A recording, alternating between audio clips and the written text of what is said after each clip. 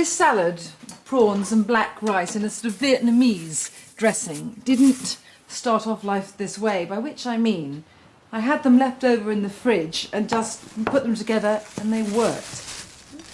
This fabulous black rice had gone with a fish curry. I'd had the Vietnamese dipping sauce, which I'm using here as a dressing, to go with some roast chicken stuffed with lemongrass. Did have a fresh consignment of prawns, and it just shows that in life and in the kitchen, the really best things that happen to you are not as a result of planning. I'm going to get the prawns in. I'm going to poach them, which means they'll keep lovely and tender. Just pour over some water from a recently boiled kettle. Some lemon. Just a rather clumsily spritzed juice of half a one. And salt, thereby reproducing the briny marine environment from which they come. Put them on to poach. And while these are cooking, I'm going to get on with the sauce, which is incredibly easy. So a couple of cloves of garlic, minced, mince them whatever way you want. I just find this easiest. Ginger, about this amount, I don't know, a spoonful or so once you've got this golden pulp, and this is definitely the best way of getting that.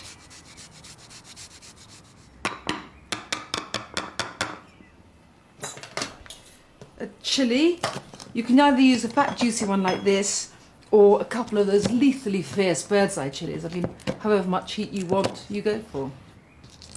Chop finely. You want to see all these lovely red confetti shards of chilli flecking the black rice. And it is really black rice. It's not white rice dyed with squid ink, and it's not wild rice, although frankly you could use either if you prefer. Okay, in with the chilies. Now, on top of that heat, some fish sauce, about 4 tablespoons, 60 mils. Wonderful sort of deep and throatily saline. After saltiness, sourness, always important. About 2 spoonfuls of lime juice, I'd say that's about 1 lime. Right, so I want heat, and I want sour, and I want salty, and I need a bit of sweet as well, so a couple of spoons of sugar and some water, about the same amount as the fish sauce, that's to say about 4 spoonfuls. The sugar dissolves quite easily in this acid liquid.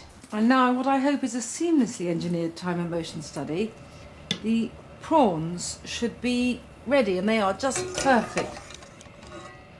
I love how these grey mottled prawns turn into these fat coral curls. Look at them, nice and fat. Perfect. Now you just need to stir everything together.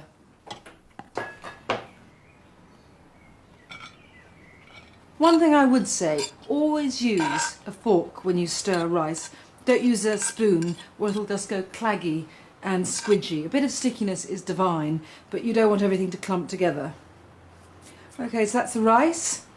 Now spoon over some of the dipping sauce, and can you see how the red of the chilli and the golden of the ginger just stud it? Some prawns. It's really up to you whether you make this a prawn salad that's banked about with a bit of rice, or a rice salad dotted with prawns. I'm easy on this. And top with a bit of the sauce. And you know, just goes to show that the best sort of cooking is the cooking you just do by rummaging about in your fridge, playing with what you've got.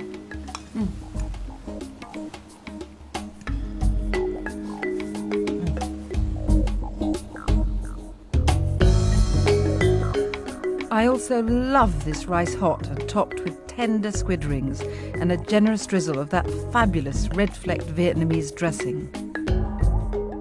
The nubbly black rice goes dreamily with the bouncy sweetness of the calamari. Despite being a complete carnivore, I often go in for a veggie version. So let the rice cool and replace those plump pink prawns with chunks of creamy jade avocado, and again pour over some of the Vietnamese dressing. This is a perfect sofa-slumped weekday supper.